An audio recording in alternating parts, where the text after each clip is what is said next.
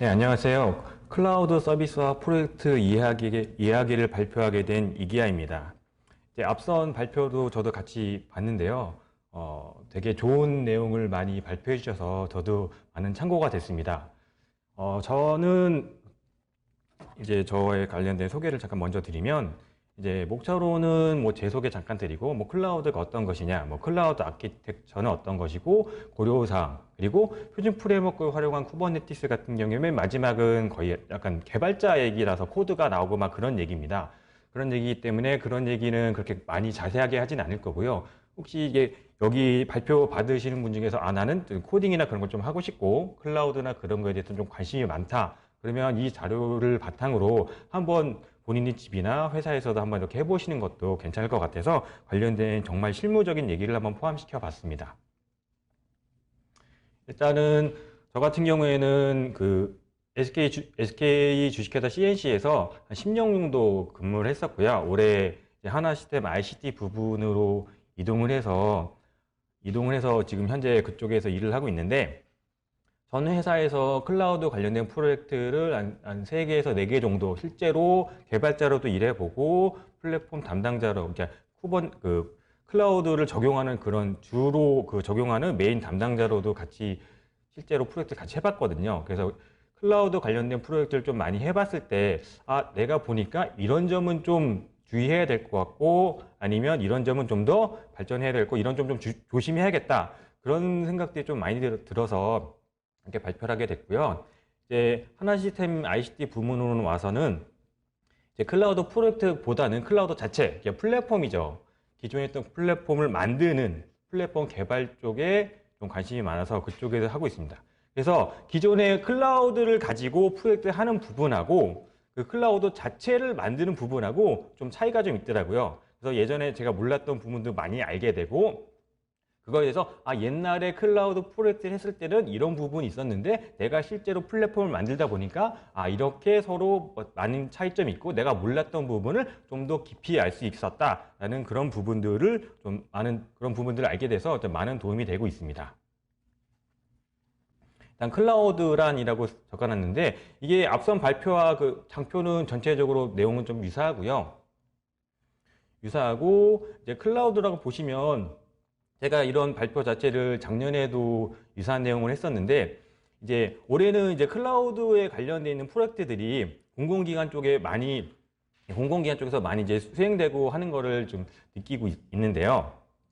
클라우드 자체는 쉽게 말씀드리면은, 서버 자체가 전산실이 없는 거죠. 꼭 그런 의미는 아니지만, 예전에 제가 어떤 분한테 그런 말을 여쭤본 적이 있어요. 도대체 클라우드 프로젝트는 뭐가 좋아요? 그랬더니 그분이 웃으면서 이런 얘기를 하셨더라고요. 이사할 때, 공공기관이나 우리 건물이 이사할 때 서버를 가지고 가지 않아도 된다.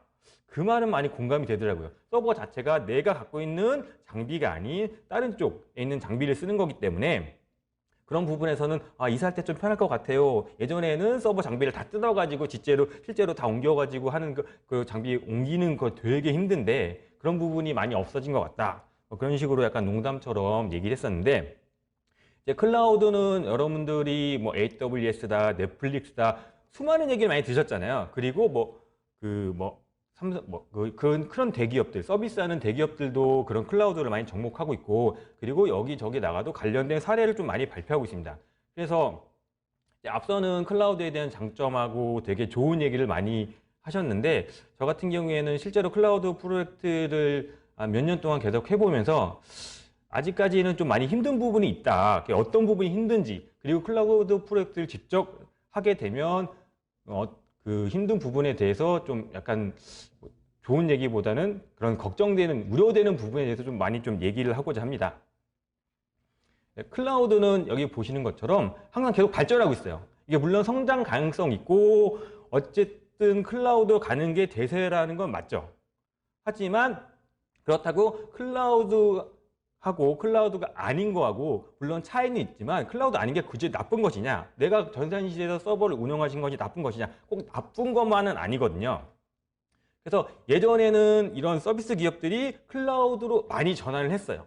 초창기에 많이 전환했다가 요즘에는 어떤 추세가 도래하고 있냐면 클라우드 쪽에 많이 서비스 올렸던 기업들이 다시 자사 서비스로 내려오는 겁니다. 그 이유는 간단합니다. 최초의 클라우드로 전환하기 위해서 어쩔 수 없이 전환한 거죠. 많은 장점들이 있기 때문에 그 장점을 바라보고 많이 전환했는데 계속 쓰다 보니까 결국은 그거거든요. 비용이 많이 나와요. 생각보다 돈이 굉장히 많이 나오거든요.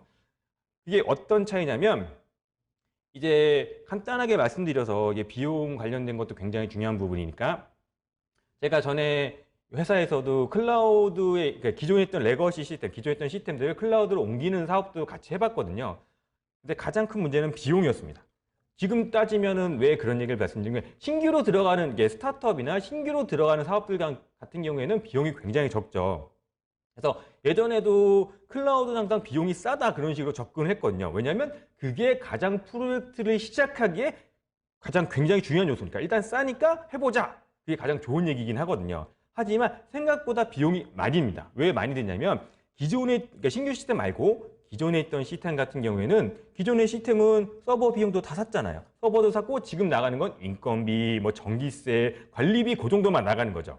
그래서 생각보다 고정 지출비율이 굉장히 낮아요. 그래서 이런 겁니다. 예를 들어서 한 달에 이거저거 따져서 서버 관련된 인건비 빼고 어차피 인건비 똑같이 들어가니까 서버 관련된 비용이 뭐 한 달에 100만 원이 나갔다. 그런데 100만 원이 나갔는데 이제 클라우드 전환해서 거기 있는 시스템 어플리케이션 그 서비스들 다 클라우드로 전환했을 때 한 150에서 200만 원이 나갈 수도 있는 거죠. 근데 이거는 점점 감가상각비도 줄어들고 그 비용들이 점점 줄질 않아요. 그러니까 10년도에도 100만 원이었으면 지금도 100만 원이고 그 비용이 꾸준히 나간다는 거죠. 하지만 내가 원하는데 거기에다가 이제 더 비용이 계속 증가할 수도 있는 거죠. 갑자기 트래픽이 많아져서 그 트래픽당 돈을 받는 그런 그 비용이나 그런 것도 다 산정이 됐기 때문에 그래서 제가 전에 있던 회사도 그런 계열사들이 많이 있었는데 전환할 때 항상 그 부분이 가장 문제였습니다. 지금은 되게 조그만 시스템으로 전환을 하려고 했었는데 어떻게 얘기했냐면 이 시스템은 전혀 인프라나 그런 비용이 안 든다는 거예요. 왜 안 되냐면 그 다른 시스템 할 때 서버를 다 같이 샀고 좀 공간의 여유가 남아서 그 공간 남는 곳에다가 그 조그만 시스템을 올려놨던 거예요. 그 올려놨으니까 이 시스템은 그냥 거의 대부분 기존에 있던 시스템의 약간 기생한 형태로 약간 전세살이 하는 것처럼 그냥 들어가 쓰기 때문에 인프라 비용이 전혀 안 나가요. 근데 그 시스템 자체를 클라우드로 옮기게 되면 고정 비용이 계속 지출하는 거죠. 그래서 담당자 입장으로 보면 나 전에는 이런 비용이 하나도 안 나갔는데 클라우드로 전환해야 돼. 그러면 갑자기 비용이 많이 나는 거예요. 그 비용이 계속 줄지가 않아. 계속 나가는 거거든요. 그리고 이제 여기서 또 나오는 그런 MSA나 그런 얘기 자체도 MSA는 되게 좋은 얘기거든요.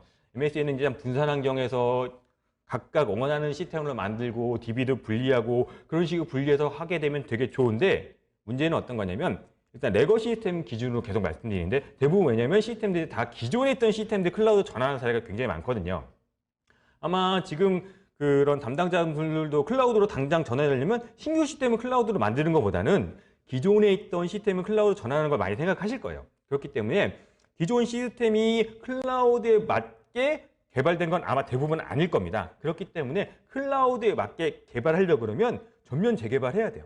그러니까 기존의 비용이 그만큼 더 든다는 거죠. 빅뱅 방식. 전체적으로 다 그 업무를 분석해서 도메인별로 다 시스템을 쪼개고 DB도 쪼개고 완벽하게 MSA로 전환하려고 하면 갑자기 비용이 많이 들어요. 그럼 비용이 예를 들어서 예산을 획득해가지고 비용을 획득했다. 그러면 하실 수 있는데 비용은 되게 항상 예산은 적게 나오잖아요.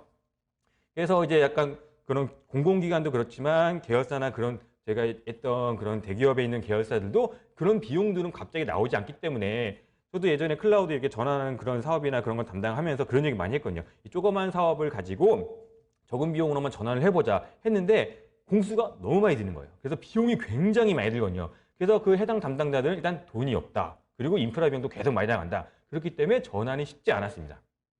그래서 전환을 쉽게 하려면 어떻게 되냐면 결국은 그거거든요. 지금 하고 있는 거랑 비슷합니다. 정부에서 몇 년까지 클라우드를 전환한다. 그래서 위에서 내려오는 거죠. 그것처럼 전에 있던 기업도 회장님이 우리 모든 계열사의 클라우드를 언제까지 다 전환할 거라고 선언을 했어요. 그래서 올해는 몇 %, 올해는 뭐 20%, 내년에는 30%, 몇 년까지는 60%, 80%를 다 전환하겠다. 그런 식으로 얘기를 했거든요.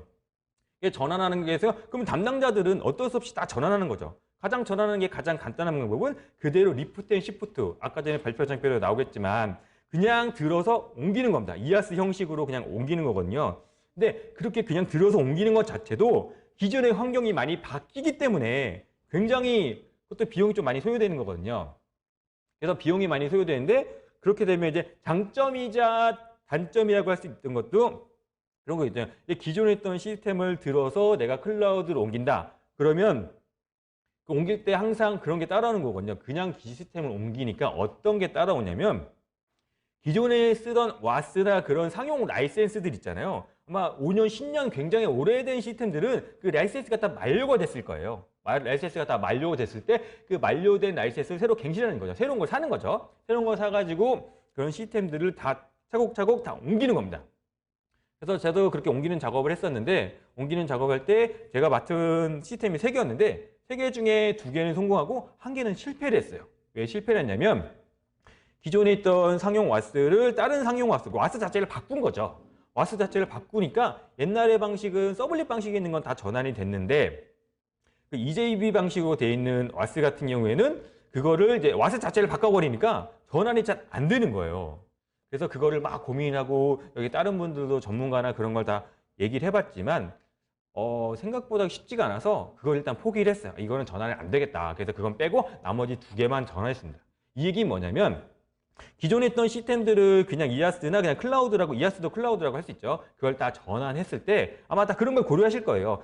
지금 예를 들어 제우스는 여기에 EOS에서 만료됐으니까 새로운 걸 전환하면서 새로운 라이센스로 변경해야지. 그러면 그거에 대한 선행 테스트가 반드시 필요하고요. 그리고 그대로 들어가지고 넣는 거기 때문에 되게 간단하다고 생각하시는 부분도 되게 많거든요. 하지만 그런 거에다 뭐 방화벽이라든가 그런 제반사항들, 기술적인 사항들이 생각보다 체크하실 게 되게 많아요. 그리고 시스템을 그냥 그대로 들어서 옮긴 거라고 하지만 뭔가 계속 변경이 되기 때문에 전수 테스트, 다 모든 시스템을 다 테스트해봐야 되거든요. 그 테스트하는 시간도 굉장히 오래 걸립니다. 그래서 테스트할 페이지가 되게 많다면 그런 기간을 좀 오래 잡아야 되고요. 그런 기간도 오래 잡아야 되고 와스나 그런 것도 변경할 때 그 금액이나 그런 것도 다 산정해야 되고 그래서 생각보다 산정하거나 고려해야 될 사항은 많습니다. 그래도 그런 식으로 한번 전환해 보시면 시스템들을 다시 한번 볼 수 있는 거잖아요. 아무리 적게 쓰고 그래도 없어질 시스템이 아니라면 그 시스템들 다시 한번 그렇게 전환하면서 그 시스템에 문제가 있는지 없는지를 다시 한번 전환해서 볼 수 있는 그런 계기가 돼서 저는 그렇게 그 시스템들을 한 번씩 보는 것도 괜찮은 것 같지만 그런 걸 고려하실 때 여러 가지 고려사항이 생각보다 많이 있기 때문에 시스템 자체를 다른 쪽으로 옮길 때는 굉장히 고려를 좀 많이 해야 된다라는 사항을 제가 말씀드리고 싶습니다. 클라우드는 여기 보시는 것처럼 많이 아시는 게 그거죠. 퍼블릭 클라우드, 프라이빗 클라우드, 뭐 하이브리드 클라우드. 근데 퍼블릭 클라우드는 기존에 있던 걸 다 넣는 거죠. 뭐 AWS는 애저나 그런 걸 또 퍼블릭 클라우드라고 볼 수 있고 아마 통합 전자센터나 그쪽도 다 그 사내망이라도 이제 정부망이라도 다 연결이 있으면 뭐 퍼블릭 클라우드의 일종이라고 보실 수도 있을 것 같고요. 네, 그렇게 보실 수 있을 것 같습니다. 그리고 이제 여기 나오는 모노릭과 마이크로 서비스에 있는 아키텍처, 이게 MSA죠. 그래서 이거는 아까 전에도 전 시간에도 말씀드렸지만 항상 클라우드하고 MSA는 거의 동일하게 생각을 해요. 그래서 항상 그렇게 얘기를 하시거든요. 이제 이거는 이제 CTO나 그런 IT에 담당하신 분들은 항상 그렇게 얘기하죠. 클라우드로 전환을 한다. 우리가 클라우드로 시스템을 옮긴다. 아니면 클라우드로 개발한다. 그런 식으로 항상 얘기하는 거냐. MSA냐. 그러니까 그런 몇 가지의 공식들이 좀 있어요. 클라우드는 MSA다. 그렇게 생각하시는 분도 있고 그리고 많은 분들이 뭐 에자일, 데브옵스 얘기도 굉장히 많이 하시잖아요. 그렇기 때문에 클라우드와 MS는 어떻게 보면 뗄래야 뗄 수 없는 관계라고 보실 수도 있는데 클라우드를 한다고 해서 반드시 MSA를 만들 필요는 없죠. 아까 전에 저번 시간에도 발표자분이 말씀하셨지만 MSA의 장점과 단점은 분명히 있습니다. MSA 자체는 새로운 기술은 아니에요. 옛날부터 이런 기술은 있어 왔고요. 하지만 이런 시스템들이 발전되고 하드웨어가 발전됨으로써 클라우드에 더 최적화되어 있는 시스템이기 때문에 MSA를 되게 강조하는 거죠. MSA는 되게 유연하고 되게 좋다라고 얘기하지만 그거에 대한 단점, 왜 MSA가 그동안 만들어지지 못했는지, 왜 MSA가 그동안 대세가 되지 않았는지 이건 똑같거든요. MSA가 그만큼 좋고 되게 좋았으면 모든 시스템을 MSA를 만드는 게 맞죠. 하지만 현재 있는 시스템들이 MS로 되는 부분은 그렇게 많지는 않을 겁니다. 제가 예전에 많이 아시는 배달의 민족 있잖아요. 배달의 민족에 있는 우아 형제들에 있는 거기에 계신 분들은 다 MSA로 구축을 했거든요. 클라우드 이후 MSA로 다 구축이 됐습니다. 그래서 그런 과정이 한 몇 년 동안에 걸쳐서 그렇게 개발을 했다고 해요. 왜 그렇게 얘기했냐면 거기서는 명확하게 얘기합니다. 왜 우리가 MSA로 가야 됐는지, 왜 우리가 클라우드로 가야 됐는지 단 이유는 하나입니다. 내가 필요하니까, 우리 시스템이 필요하니까. 왜 클라우드로 전환하고 왜 MSA로 전환해야 되냐? 일단 먼저 클라우드로 전환한 이유는 하나입니다. 거기서 그렇게 얘기했거든요. 치킨 관련된 이벤트를 했는데 시스템이 자꾸 죽는데요. 사람들이 너무 많이 들어와서. 그래서 프론트하고 백엔드가 있었는데 프론트하고 백엔드를 둘 다 이제 AWS, 퍼블릭 클라우드로 전환하는 계획을 한 6개월에서 1년 정도 잡아놨대요. 그래서 치킨 관련된 이벤트를 한 4일 정도 진행했는데 첫날에 시스템이 죽었어요. 그래서 사람들이 주문이 안 됐어. 그래서 사장님들이 치킨을 다 튀겨놓고 기다리고 있는데 주문이 안 들어와. 그러니까 사람들이 난리가 난 거예요. 그래서 그 6개월에서 1년 걸리는 그 프로젝트를 하루 만에 프론트를 하루 만에 AWS로 전환하고 서버를 100대를 만들었대요. 그러니까 본인들도 살아야 되니까. 이거 생존의 문제잖아요. 그래서 그 다음날 서비스를 오픈했더니 프론트는 화면은 다 받아줬대요. 그랬더니 백엔드가 죽어버렸대. 그러더니 또 이게 결국엔 또 이벤트를 못한 거죠. 그리고 또 그 닭집 사장들이 또 닭을 미리 다 튀겨놓고 기다리고 있는데 주문이 안 들어와. 또 난리가 난 거죠. 그래서 어떻게 됐냐면 백엔드도 하루 만에 또 클라우드 전환해서 서버 100대를 만들었대요. 그러니까 프론트엔드 서버 100대, 클라우드 서버 100대. 그랬더니 세 번째 날에 그 서비스를 오픈해서 딱 해봤더니, 두 번째 이제 해봤더니 프론트엔드도 다 부하를 받아주고 백엔드도 부하를 다 받아줬대요. 그랬더니 어떻게 됐냐면 PG사, 그 카드사가 시스템이 죽었대요. 그러니까 본인 시스템은 다 부하를 받아서 다 카드 정보를 넘겨줬는데 PG사가 시스템이 죽어서 또 세 번째 실패한 거예요.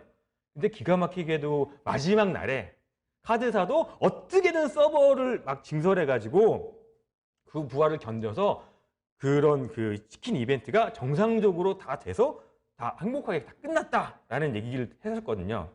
그 얘기의 강점은 그겁니다. MSA든 클라우드든 내가 정말 절실해서 어쩔 수 없이 전환했다.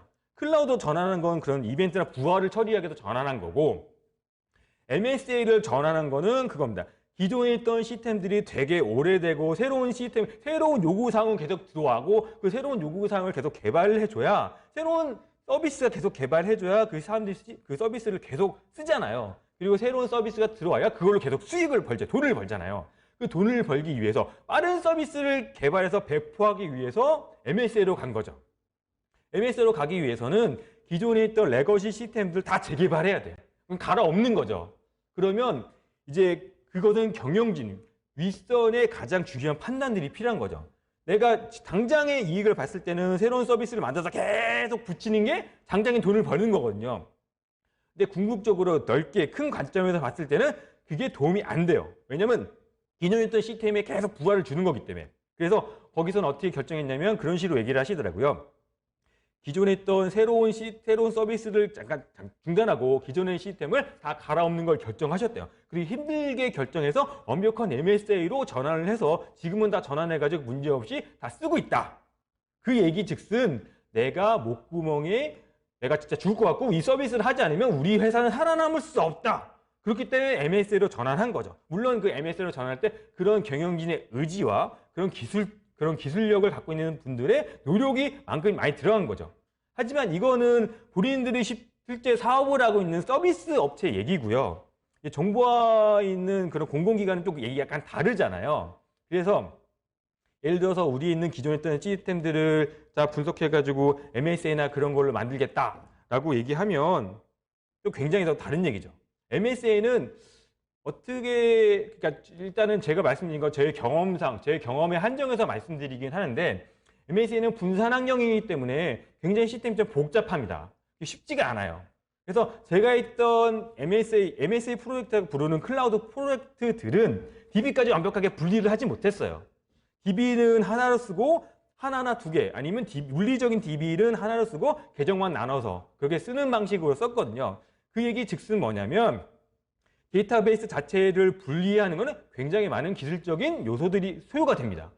그래서 그 대부분의 아마 공공기관도 비슷하실 거예요. 공공기관도 그런 식으로 이게 그런 식으로 이제 재개발이나 신규 개발이나 그런 거 하시면 외부 업체에 발주를 내서 예산 따서 발주 내고 외부 업체가 들어가서 그걸 개발하고 운영하는 업체들이 운영을 받겠죠.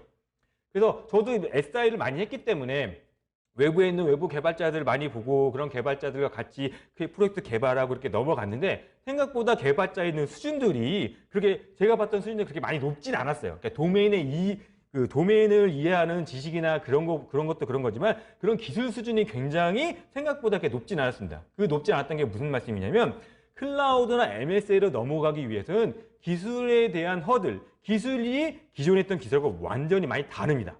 그렇기 때문에 그거에 대한 기술을 많이 이해하고 그걸 넘어가려면 그거에 대한 기술력이 되게 높아야 되거든요. 그렇기 때문에 쉽사리 넘어가지 못하는 부분들이 있습니다. 다만 이제 서비스업이나 그거는 본인들이 약간 데브옵스처럼 본인들이 개발하고 본인들이 운영하기 때문에 기존에 있던 도메인 지식이 굉장히 높고요. 도메인 지식들이 굉장히 높고 그 도메인 지식을 바탕으로 그런 걸 개발하기 때문에 좀 더 쉽게 개발할 수 있죠. 하지만 클라우드 같은 경우에는 그러니까 기존에 그 SI로 발주하는 경우에는 기존에 있던 서비스 자체를 그 도메인도 이해를 해야 되잖아요. 내가 이 도메인이 어떻게 되고 그 도메인도 이해하고 분석하고 설계하고 그건 MSA로 돌아가고. 그러니까 MSA 자체는 도메인, 즉 업무를 잘 이해해야 업무별로 잘 쪼개놔야 돼요. 업무별로 다 쪼개놔야 되고 또 MSA 자체에 약간 다른 게 어떤 거냐면 서비스 기업 같은 경우에는 일단 사람이 많아요. 내 서비스 기업에 많은 사람들 투입해서 내 시스템 이거는 우리가 맡고 다른 시스템은 다른 사람들이 맡고 그러니까 A팀, B팀, C팀 뭐 결제하는 사람 따로 배송하는 사람 따로 뭐 그런 식으로 따로따로 다 맞게 쓰는데 아마 공공기관도 저는 공공기관이나 그것도 비슷하실 거예요. 운영하시는 분들이 그렇게 많진 않아요. 제가 전에 있던 회사도 지금 회사도 비슷하지만 그런 한 개의 IT 회사가 있고 아니면 한 개의 회사가 있고 시스템 담당자는 하나의 하나의 그 운영하는 담당자가 여러 개의 시스템을 담당하는 경우도 있어요. 그렇기 때문에 서버가 많아질수록 그 서버들을 다 관리를 해줘야 되는 거죠. 그렇기 때문에 결국은 MSA나 클라우드나 그런 부분들도 그 운영하시는 분들이 그거에 대한 이해도가 높아야 되는 거예요. 그래서 내가 정말 지식의 이해 높고 기술력 수준이 굉장히 높고 내가 많은 걸 커버할 수 있다. 그럼 MSA로 가도 되죠.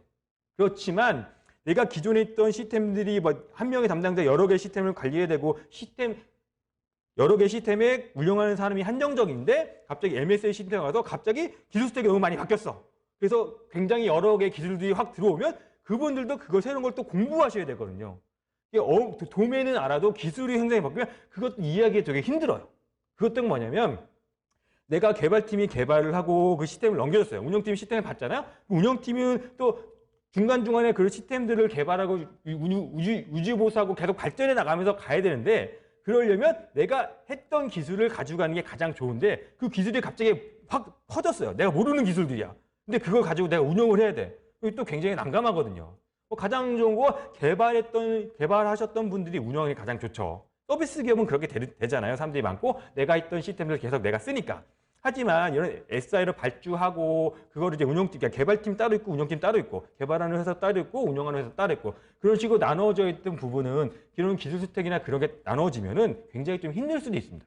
그렇기 때문에 이제 일반 사기업 같은 경우에는 그런 식으로 개발할 때는 어떻게 가져가냐면 이렇게 가져갑니다. 운영하는 사람들의 일부를 빼서 개발팀으로 보냅니다. 개발을 같이 해요.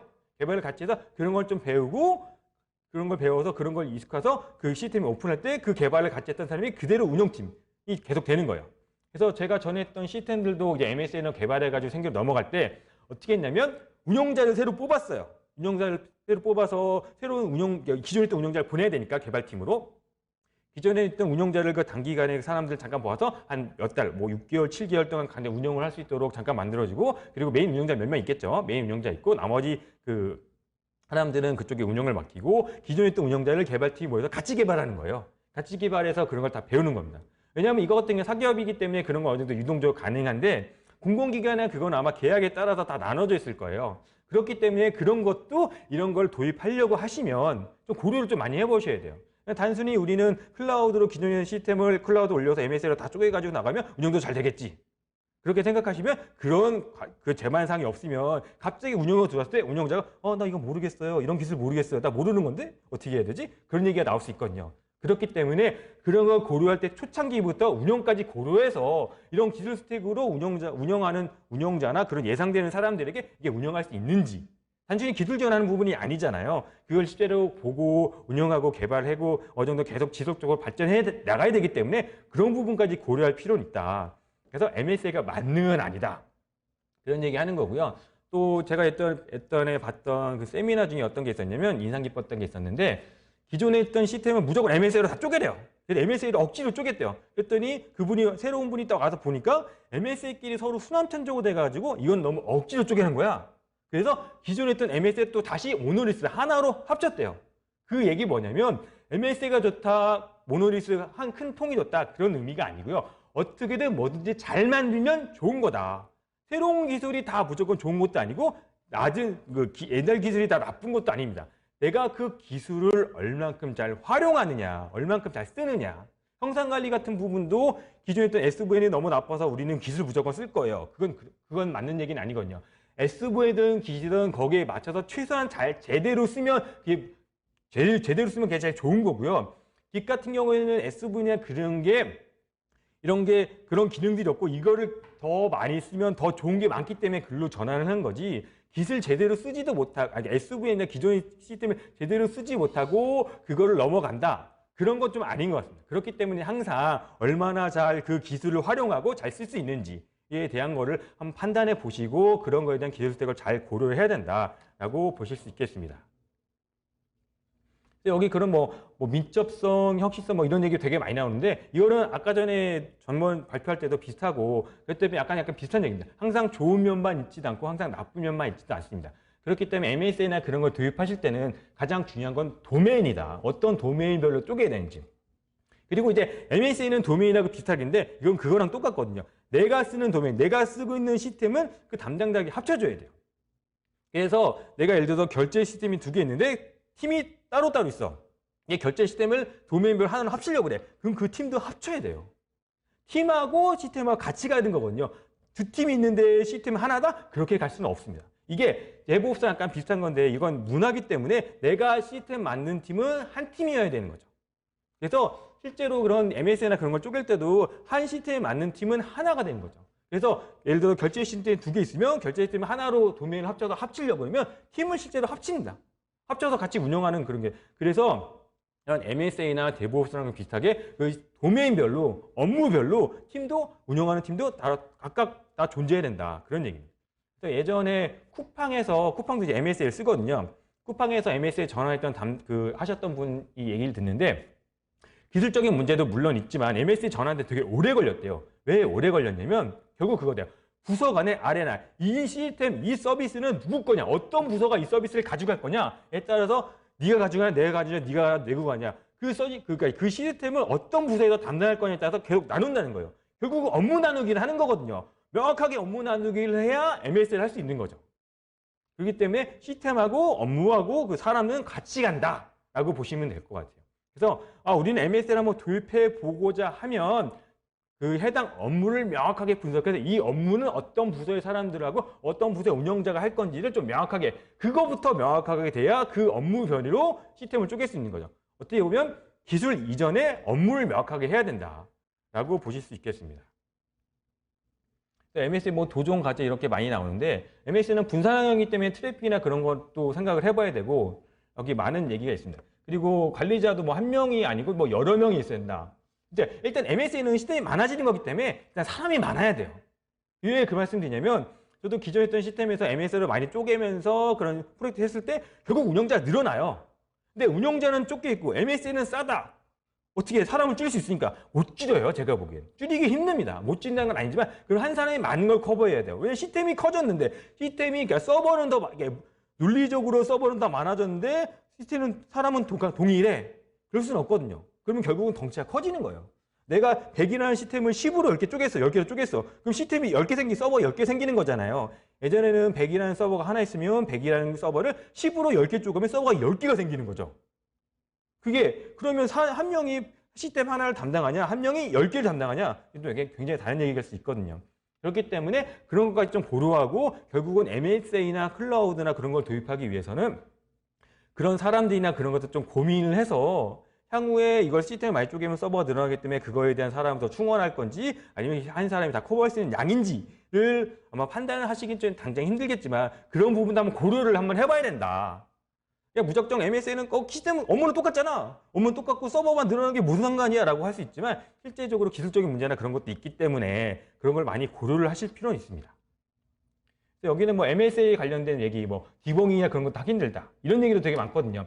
그러니까 서버가 되게 여러 개 나눠지면 그게 분산 환경의 장점이나 단점이라 볼 수 있는 게 분산 환경이기 때문에 서버가 되게 여러 개이기 때문에 모니터링하기 힘들어요.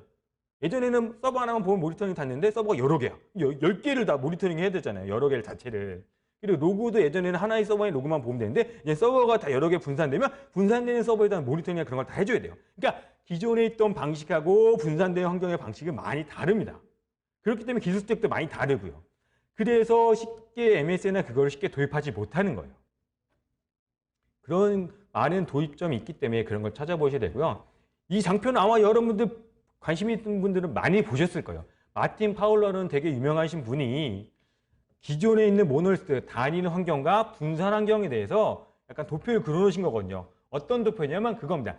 업무가 단순하면 모놀스 큰 덩어리가 한 덩어리가 되게 좋고 업무가 복잡해지면 생산성 향상을 위해서 또 시스템을 쪼개라. 결국은 아까 전에 전 발표도 하셨지만 모든 시스템을 다 MSA로 만들 필요는 없습니다. 얼마나 복잡하냐. 복잡하면 짧게 쪼개는 건 맞죠. 근데 복잡하지 않은데 일부러 억지로 쪼갤 필요는 없거든요.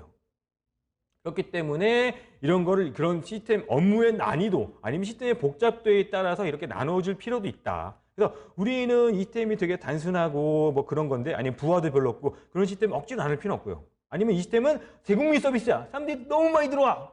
그런 시스템 맨날 죽어. 그러면 MSA나 클라우드를 고려할 필요가 있죠. 왜냐면 자꾸 민원이 들어오잖아요. 시스템이 자꾸 죽어요. 안 돼요.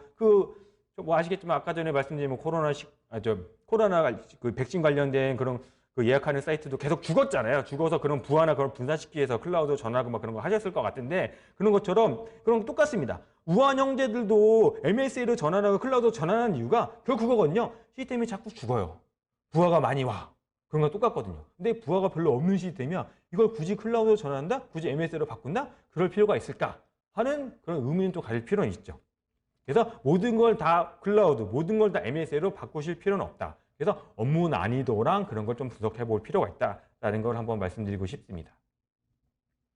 그리고 여기 나온 건 약간 복잡한 얘기일 수도 있는데 여기서 어떤 말씀을 드리고 싶냐면 여기에 대한 핵심은 그겁니다. 대부분 이제 MSA 나오고 클라우드 나오면 이제 쿠버네티스 그런 얘기 나고 아니면 클라우드 파운더리 즉 결국 저 사스 그런 얘기가 나오거든요. 이 얘기는 뭐냐면 예를 들어서 기존에 있던 이 서버가 메모리가 4기가야. 그리고 2코어에 4기가 쓴대. 그러니까 이 시스템은 2코어를 쓰고 4기가 쓸 거야. 그러면 MSA로 나누면 MSA 나와도 2코어 4기가면 되겠지 라고 생각하는데 절대 그런 식으로 계산하시면 안 됩니다.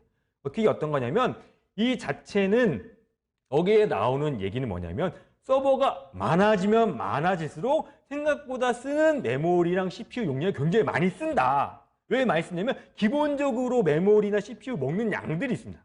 어떤 거냐면 기존에 있던 OS 같은 것도 쓰고요. 그리고 이제 쿠버네티스나 그런 오케스트레이션 도구 자체도 메모리나 그걸 써요. 그렇기 때문에 기존에 있던 시스템의 4기가인데 그거를 10개로 쪼갰다 그래도 그러면 400메가씩 먹겠지? 그렇게 먹지 않아요. 더 먹어요. 그런 얘기 뭐냐면 기존에 있는 시스템을 클라우드로 전환하면 그리고 MSA에 전환해서 서버가 많아지면 그만큼 그거보다 더 많은 하드웨어 자원이 필요하다는 겁니다. 그 얘기는 뭐냐면 하드웨어 자원이 더 필요하다는 건 그만큼 비용이 더 든다는 얘기죠. 그렇기 때문에 결국 그겁니다. 그래서 클라우드는 반드시 싸진 않다. 왜냐하면 서버가 많아질수록 비용이 증가하는 거거든요. 왜냐하면 이런 내가 알지 못하는 그런 비용들을 먹는 거라서. 그래서 여기 나오는 뭐 AWS나 애저나 GCP나 그런 애들만 봐도 기존에 있던 서버에 있는 메모리를 다 못 써요. 중간중간에 먹는 게 많기 때문에.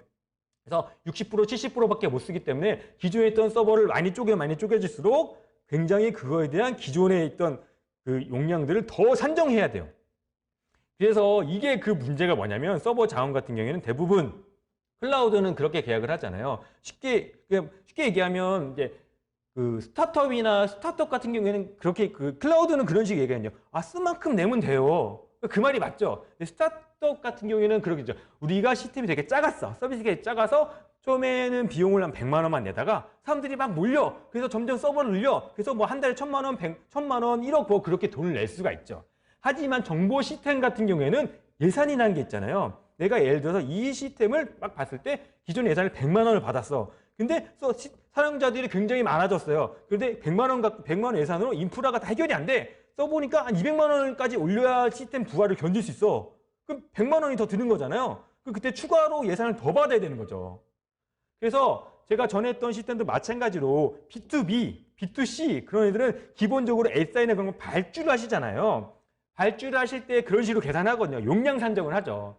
내가 이 시스템은 1년에 대충 계산을 해서 1년에 대충 이 시스템은 운영 비용으로 한 1,000만 원 들 것 같아. 그 1,000만 원 예산을 잡아놓죠. 그래서 다달이 쪼개서 대부분 클라우드는 다달이 쪼개서 내죠. 예를 들어 한 달에 100만 원씩 낼 거야. 그럼 1,200을 예산을 잡아놓죠. 1,200을 예산 잡아 그 예산 내에서 집행을 하는 거잖아요. 집행해서 다달이 100만 원씩 집행을 하고 있는데 갑자기 무슨 이벤트를 한다고 사람이 많이 몰렸어. 그랬더니 서버를 늘려야 되는데 그래야 부하를 견딜 수 있대. 그럼 그 비용이 추가로 나가면 연말에는 돈이 없어요. 그럼 추가 비용을 또 받아야 돼요. 그럼 결제를 또 받아서 예산을 또 받아야 되냐. 그럼 그런 얘기가 나오죠. 초반에 이거 생각하지 못했어요. 굉장히 또 힘든 얘기거든요. 왜냐하면 이거는 예산을 받아서 써야 되기 때문에 그런 거거든요. 이게 공공기관뿐만 아니라 다른 사기업도 마찬가지예요. 내가 직접 서비스하는 기업이 아니고 그냥 SI나 발주해서 그거를 수행하는 그런 업체들은 그런 식으로 예산을 짜거든요. 우리가 이렇게 예산 용량 상정하고 예산해 보니까 1년에 얼마 비용 들 것 같아요. 그걸로 계약합시다. 그리고 용량이 더 많아서 내가 추가 비용을 부담해야 되면 그냥 운영하는 업체가 부담하는 거죠. 우리가 어쩔 수 없지. 계획을 그렇게 했으니까. 그렇기 때문에 이런 클라우드를 전환을 하려고 그러면 그럼 비용 산정도 굉장히 중요해요. 알지 못하는 비용을 또 산정해야 되거든요. 아시겠지만 높은 비용을 산정했다가 줄이는 건 좀 쉬운데 비용을 늘리는 건 굉장히 어렵잖아요. 위에서 설득해 줘야 돼요. 저희가 원래 1,200을 잡았는데 갑자기 뭐 부하가 많아져서 돈이 더 나갔어요. 돈을 좀만 더 주세요. 막 설득을 해야 되는군요. 그렇기 때문에 이런 클라우드의 비용 상정은 굉장히 힘들 수가 있습니다. 그래서 그런 비용 상정도 생각보다 이렇게 기존의 메모리나 그런 것도 많이 먹는 양이 있고 또 트래픽이나 그런 것도 분산을 처리할 수 있기 때문에 그런 비용 상정도 굉장히 좀 힘들다. 그런데 고로사항이 단순히 클라우드는 쌓여 많이 MS는 장점이 되게 많아요. 그것만 해결될 수 없는 부분이거든요. 그래서 클라우드를 도입하려고 하시면 그런 부분도 항상 고려를 하셔서 고민을 하셔야 돼요.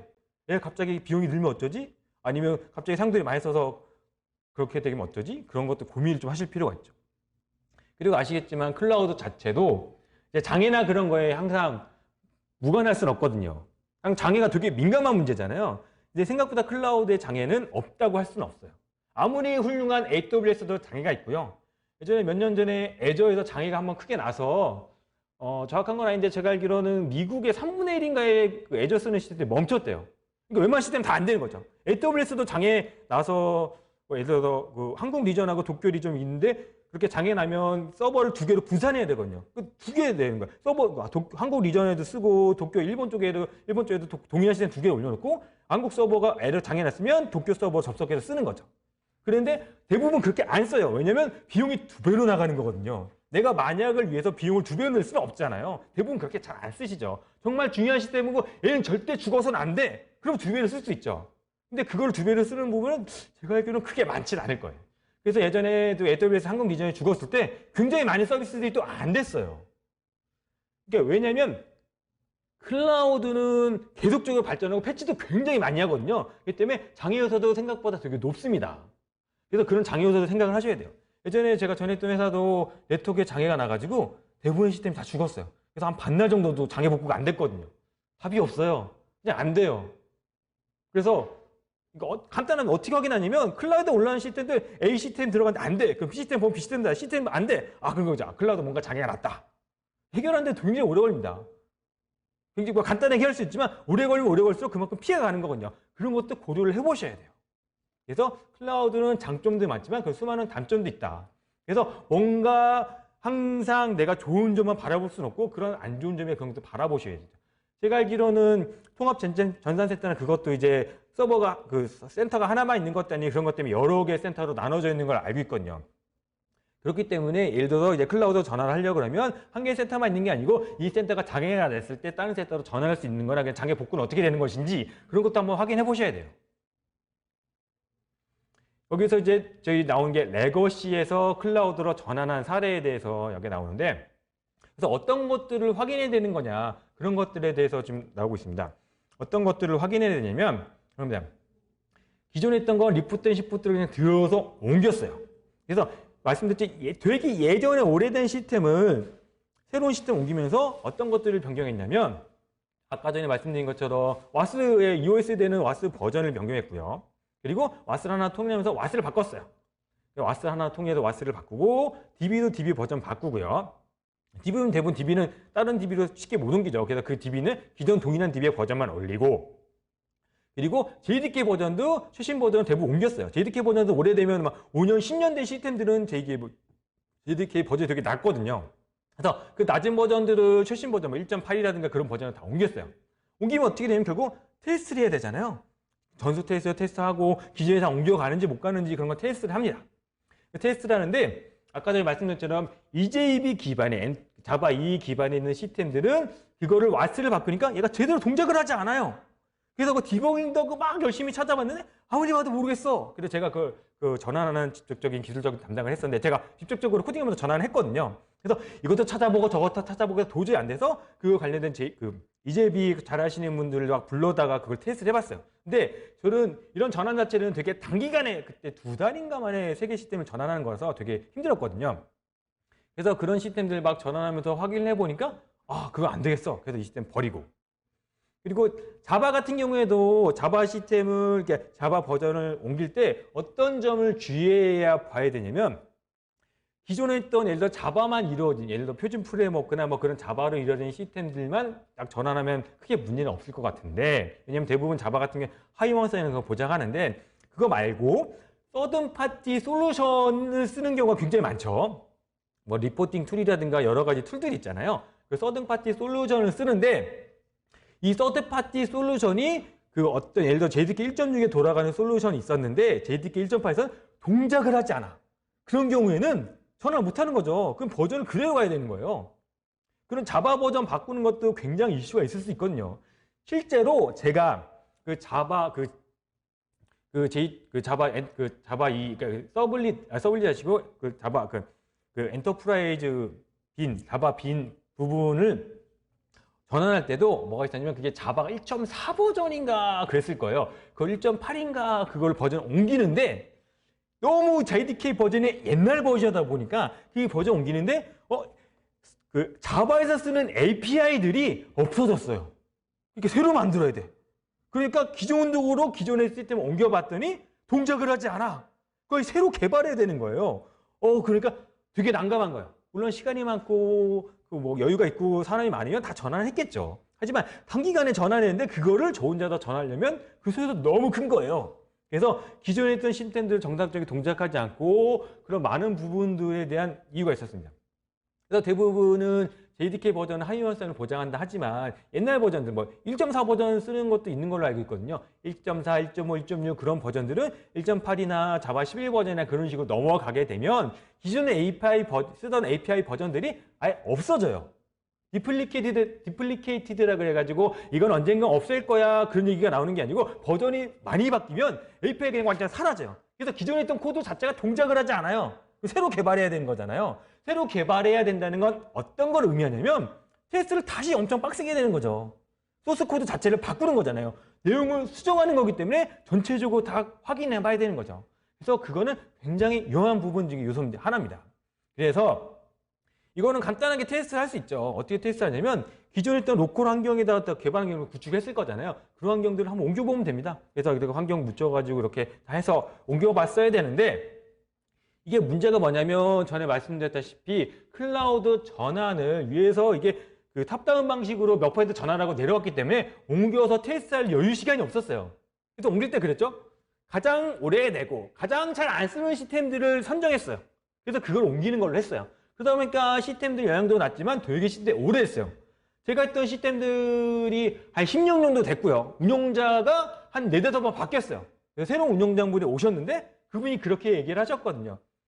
저는 이 시스템을 그냥 인수인계만 받아서 잘 모르겠어요. 이 시스템들이 쓰는 것만 알고 그 개발한 건 하나도 모르겠어요. 저는 이거 거의 건들지도 않아요. 수정도 하지 않아요. 내용을 잘 몰라. 왜냐면 시스템 자체가 오래됐기 때문에. 그런 시스템들 되게 많거든요. 그러면서 또 이런 것도 있었죠. 그건 또 이제 굉장히 무서운 부분이 어떤 거냐면 제가 느꼈던 부분이 어떤 거냐면 형상 관리 있잖아요. 소스 코드 관리가 되게 오래된 시스템, 5년, 10년 된 시스템들은 형상 관리, 소스 코드가 100% 완벽하지 않아요. 이게 뭐냐면 형상 관리에 썼던 소스하고 실제로 운영 서버에 배포되어 있는 소스 자체가 똑같지 않아요. 굉장히 무서운 얘기거든요. 이런 거죠. 기존에 있던 소스를 가지고 그대로 컴파일해서 빌드해가지고 운영 서버에 새로운 운영 서버에 넣었어. 그러면 사람들이 엄청 불안해요. 왜냐면 어떻게 동작할지 모르겠어요. 난 이거 보장하지 못하겠어요. 그 얘기는 뭐냐면 가장 좋게 형상 관리에다가 모든 수정된 사항을 반영하고 그 반영된 내용을 바탕으로 운영 서버에 배포를 해야 되는데 그게 아니고 내 노코에서 다 작업하고 운영 서버에 다 배포하는 거예요. 형상 관리는 그 나중에 배포하는 경우도 있죠. 중간중간에 까먹으면 거의 반영이 안 되는 거예요. 그래서 형상 관리 서버에 있는 내용하고 운영 서버의 내용은 다르죠. 왜 제가 이 말씀 드리냐면 실제로 제가 전환했던 시스템들이 실제로 운영 서버랑 개발 서버랑 운영 서버랑 형상 관리랑 달랐어요. 왜 다른 거 어떻게 하냐면 간단하게 말씀드려서 로그인이 안 돼요. 기존에 있던 소스를 가지고 빌드해서 운영 서버에 새로 배포를 했는데 로그인이 안 돼요. 에러가 나요. 그래서 되게 당황했죠. 뭐지? 기존에 있던 거 그대로 갖고 왔는데 로그인이 안 돼. 그래서 어떻게 했냐면 기존에 운영 서버에 있는 클래스 파일을 가지고 디컴파일 했어요. 기존에 있던 배포되는 그 클래스 파일 가지고 다 자바 소스로 바꿨어. 그리고 나서 그걸 다시 분석했어. 그리고 다시 그거를 컴파일해서 다시 만들때 로그인이 되는 거야. 그때부터 좀 무서웠죠. 저도. 운영 서버랑 개발 실제 소스랑 너무 많이 다르다. 내가 보장을 못하겠다. 약간 저도 벙 쪘거든요. 약간 그런 느낌이 들어요. 제대로 할 수 있을까? 이건 기술적인 문제가 아니죠. 운영자도 모르죠. 운영자는 몇 번 바뀌었으니까. 히스토리를 잘 몰라요. 저는 이승계만 받았어요. 잘 모르겠어요. 대부분 그러거든요. 오래된 시스템들. 되게 오래됐으니까. 이게 굉장히 무서운 얘기거든요. 그래서 어쨌든 그 시스템 담당자가 업무에 대해서 그래 좀 운영자는 업무에 대해서 잘 알잖아요. 업무에 잘 알기 때문에 그렇게 다 전환을 하고 다 테스트 해봐라. 그래서 중간중간 안 되는 것들이 좀 있었거든요. 그럼 안 되는 것들을 다 보면서 다 수정해가지고 이런 거 수정해서 그걸 테스트해봐라. 그래가지고 전수 테스트가 다 돼서 그 시스템들을 거의 겨우겨우 정상적으로 운영했어요. 이게 제가 실제로 겪은 내용이기 때문에 아마 시스템 오래되신 분들 이 시스템들이 잘 쓰지 않고 크게 관심이 없지만 시스템 운영해야 되는데 5년, 10년 된 시스템도 있어요. 5년, 10년 전에는 형상 관리가 그게 잘 관리 안 될 가능성이 굉장히 크거든요. 그래서 그런 시스템의 담당자분들은 제가 작년에도 그 말씀 드렸는데 되게 확인한 방법은 간단합니다. 그 시스템을 직접 운영하시는 분들이나 그 시스템에 담당하는 정보 시스템 담당자들은 그렇게 한번 얘기해 보시면 돼요. 기존에 있던 소스를 가지고 새로운 개발 서버를 하나 만들어서 거기 배포되고 다 똑같이 동작하는지 한번 보자. 보시면 되죠. 그래서 테스트 한번 해보세요. 그런 게 돼야 클라우드로 전환을 하시던 MS를 저쪽에서 하시던 그런 근간이 되는 거죠.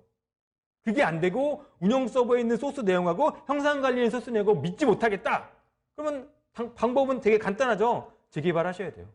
재개발해서 처음부터 다시 업무 분석과 다시 개발할 수밖에 없어요. 믿을 수가 없는데 굉장히 무서운 얘기거든요. 왜냐면 제가 실제 겪어봤으니까. 약간 뒤에서 식은땀 나요. 되게 힘들거든요.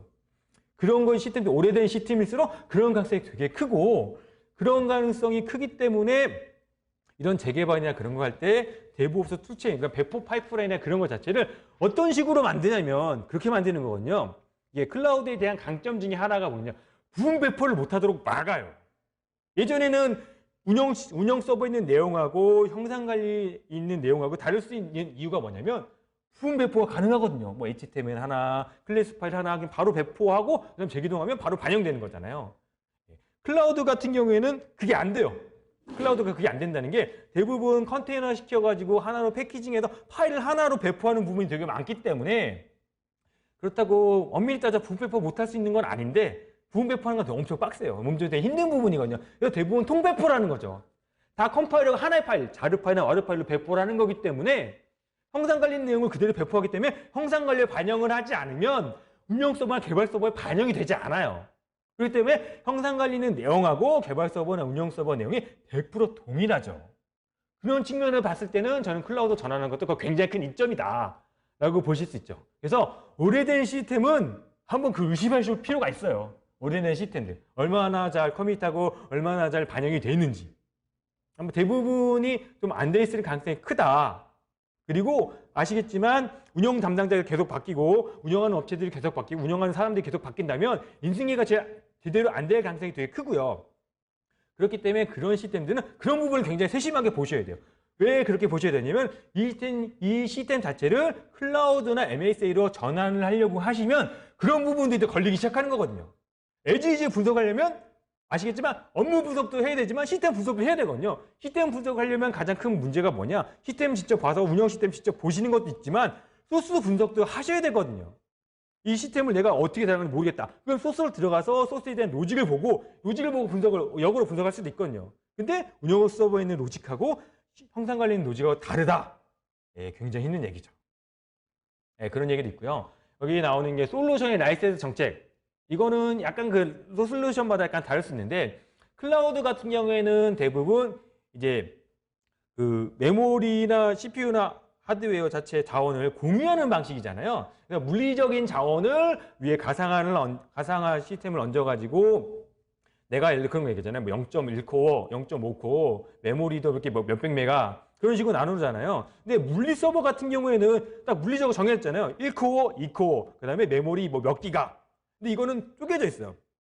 그래서 요즘에는 뭐 클라우드가 많아졌기 때문에 그런 라이센스 정책이나 그런 것도 다 정해져 있겠지만 라이센스 정책 따라서 예를 들어서 그렇게 뭐 그거는 다 협의를 하고 확인해 보시면 아시겠지만 그렇게 얘기할 수도 있거든요. 우리는 무조건 코어 단위로 받아요. 코어 단위로. 코어당 예를 들어 얼마야? 근데 내가 이거를 클라우드로 올렸는데 클라우드가 뭐 100코어래. 100코어에 나눠서 몇 코어를 쓰고 있어. 근데 물리적으로 어떤 서버에 내 시스템이 올라갈지 모르잖아요. 어떤 서버에 어떻게 반영될지 모르니까. 이게 그거는 정해져 있지 않고 어디나 반영될 수 있는 클라우드니까. 그래서 그렇게 얘기할 수도 있거든요. 딱 그게 답은 아니지만 우리는 물리 서버 올라가면 거기 있는 거 다 받을 거예요. 그렇게 얘기할 수도 있거든요. 그렇기 때문에 기존에 있던 그런 솔루션을 클라우드로 전환하려고 하시면 전환하기 전에 라이센스비나 그런 것도 그 업체에 문의를 하셔야 돼요. 이 클라우드로 전환하려고 했는데 그 정책은 어떻게 되나요? 정책이 없을 경우에는 정책을 세워주세요. 계약이 바뀔 수도 있잖아요. 그런 거의 부분을 좀 확인하셔야 되거든요. 그런 부분이 확인 안 되면 갑자기 다 전화했는데 그 라이센스 정책이나 그런 거 바뀌었는데 갑자기 와서 돈 내라 그래. 그러면 그때는 큰일 나는 거잖아요. 그래서 그런 부분도 분명히 고려를 하셔야 됩니다. 그래서 우리는 간단하게 기존에 있던 거 그대로 쓰는데 뭐가 달라지겠어? 라고 할 수 있지만 그렇지 않아요. 그리고 그런 거죠. 뭐 사용자가 접속하는 유저별로 받을 거예요. 근데 유저의 기준이 어떤 거냐? 뭐 그런 거에 따라 다 다를 수 있거든요. 그렇기 때문에 그런 것도 좀 하셔라. 확인해 보셔야 된다. 그런 것도 있고요. 이제 여기 나오는 것 중에 그 시스템 형상 관리, 아까 전에 그 형상 관리 관련된 부분을 말씀드렸고요. 그리고 운영자의 시스템 아키텍처 이해도라고 되어 있는데 이게 아까 전에 그런 얘기입니다. 이게 그 시스템을 전환하려고 이제 재개발이나 그런 것보다는 전환하려고 하면 운영자가 시스템에 대한 시스템 구성이나 시스템의 논리적이나 물리적인 아키텍처의 구성도를 알아야 돼요. 근데 오래된 시스템들은 그거죠. 저는 운영만 알고 나머지는 잘 모르겠어요. 그런 분들이 되게 많거든요. 예, 나는 그냥 인수인계 받았어. 그냥 이렇게 식으로 하면 돼요. 이건 변하지 않은 시스템들이에요. 근데 갑자기 하드웨어가 바꿔야 돼. 시스템 자체가 변경해야 돼. 그러면 하드웨어 자연과 논리적으로 어떻게 구성되어 있는지, 인터페이스 어떻게 되는지 그걸 다 파악해야 되는 거거든요. 근데 그 파악할 수가 없다면 굉장히 힘들죠. 이 시스템들은 되게 연계되는 시스템들이 많아. 그럼 연계 시스템들 다 알아야 되잖아요. 시스템 자체를 옮겨야 되기 때문에. 근데 운영자가 그걸 잘 몰라. 그럼 그것도 난감하죠. 그래서 그런 걸 다 확인해 봐야 돼요. 근데 그걸 확인하기 쉽지 않거든요. 그러면 그런 오래되고 그렇게 하기 힘든 시스템들은 클라우드 전환하는 대상에서 우선순위를 좀 낮게 줘야 되지 않느냐. 왜냐면 바로 전환하면 그거에 대한 걸 다 테스트를 해야 되는데 운영자가 그걸 다 파악을 하지 못하면 시스템 담당자가 그거 파악이 안 되면 그거에 대한 우선순위 낮아질 수밖에 없죠. 그래서 모든 시스템들이 다 간단하게 옮기기 하면 되는 것도 아니라 인프라 환경이 바뀌기 때문에 그거에 대한 인터페이스라든가 시스템 하드웨어 구성도라든가 그런 게 굉장히 많이 바뀝니다. 클라우드로 전환되는 거 말고 다른 얘기긴 한데 전 회사에서 그런 경우가 있었습니다. 이제 오라클을 쓰는데 오라클 서버가 되게 많았어요. 근데 뭐 헬사데이터인가 해가지고 오라클이 되게 큰 덩어리를 하나로 시스템 좋은 걸 하나 샀어요. 그래서 모든 DB를 다 글로 다 옮기는 작업을 했거든요. 그런 작업을 했는데 우리 그런 작업을 하고 시스템을 오픈하고 돌리다 보니까 테스트를 하다 보니까 어떤 경우가 생기냐면 갑자기 암호화가 안 되는 거예요. 그래서 갑자기 기존에 막 찾아보니까 결국은 어떻게 결론이 났냐면 DB 자체에 암호가 키가 상당히 심어져 있는데 그 키의 값을 거기에 같이 갖고 오지 않아서 에러가 발생된 거거든요. 그게 뭐냐면 그 시스템 되게 오래된 시스템이에요. 그래서 운영자도 좀 오래되고 있었지만 그런 얘기는 초창기에 만들어졌고 초창기 인수인계가 잘 안 되다 보니까 나중에 시스템들 데이터베이스에 옮기다 보니까 나중에 나타난 거예요. 그래서 이 시스템 자체에 대한 이해도 아키텍처 구성이라든가 시스템이 어떻게 구성되는지 문서화는 잘 돼 있는지 오래된 시스템이면 시스템일수록 되게 간단하게 옮길 수 있다고 생각하지만 되게 간단하지 않다. 어쨌든 클라우드 전환이 아니고 인프라가 바뀌는 거기 때문에 그거에 대한 소요를 굉장히 좀 위험하게 봐야 된다. 인프라 자원 바뀌는 건 굉장히 많은 게 바뀐다는 얘기입니다. 그래서 그거에 대한 거 많은 걸 고려하셔야 되고요. 그 첨부 파일이나 DB 용량 같은 경우에도 그러니까 이건 약간 퍼블릭 클라우드나 그런 그 얘기일 수도 있는데 이제 시스템들이 어쨌든 인프라가 바뀌잖아요. MSA로 바뀌던 기존에 있던 걸 들어다 레프트 시프트로 EAS로 바꾸던 기존 걸 바꿀 때 내가 첨부 파일이 막 엄청 양이 많아.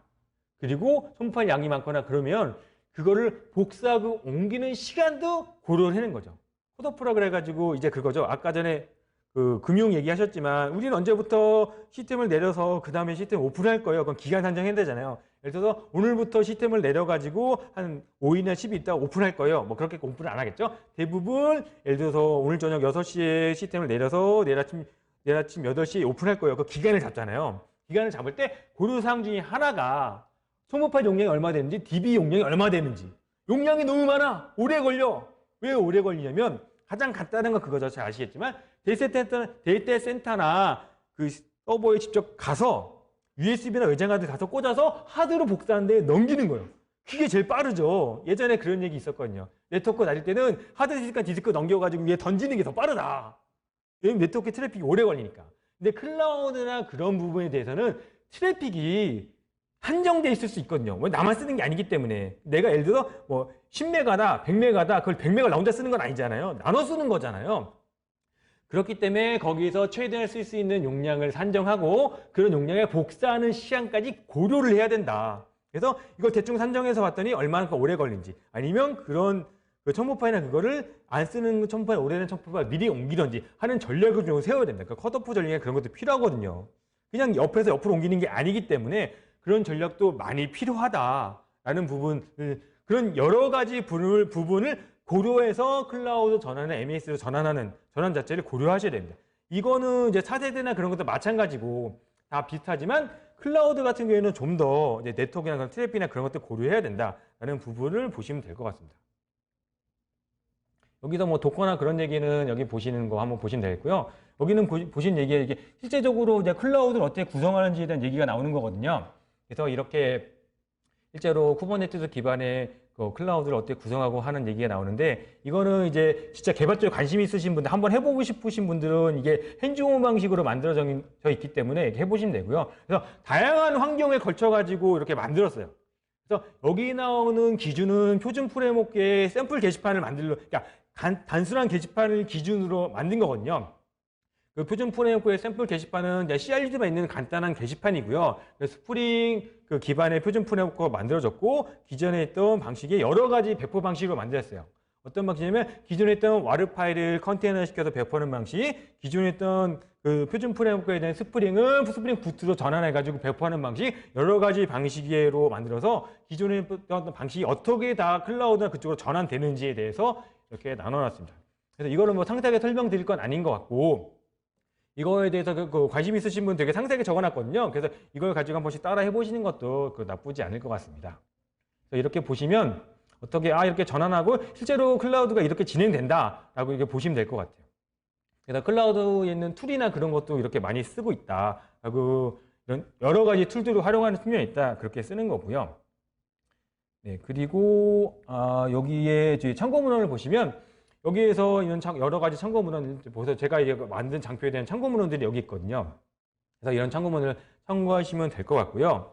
그래서 제가 하고 싶은 말씀은 결론적으로 이거거든요. 클라우드로 전환하거나 MSA로 전환하는 건 굉장히 급진적이고 되게 좋은 얘기인데 이거를 단순하게 간단한 쉽네, 싸네 그런 식으로 생각하시면 안 되고 굉장히 많은 요소들을 고민을 해 보시고 많이 고민하고 생각을 많이 해보셔야 된다. 그냥 단순하게 전환하는 건 아니다. 그리고 그거에 대한 컨설팅이나 그걸 도 많이 보시고 되게 고민을 많이 해보시고 되게 조심스럽게 접근하시는 게 좋을 것 같습니다. 네, 이번 발표를 마치도록 하고요. 네, 클라우드는 어차피 대세고 되게 좋은 측면이 많이 있기 때문에 그런 걸 전환하는 것도 한번 고민해 보시는 것도 괜찮을 것 같습니다. 예, 발표 지금까지 들어주셔서 감사합니다. 고맙습니다.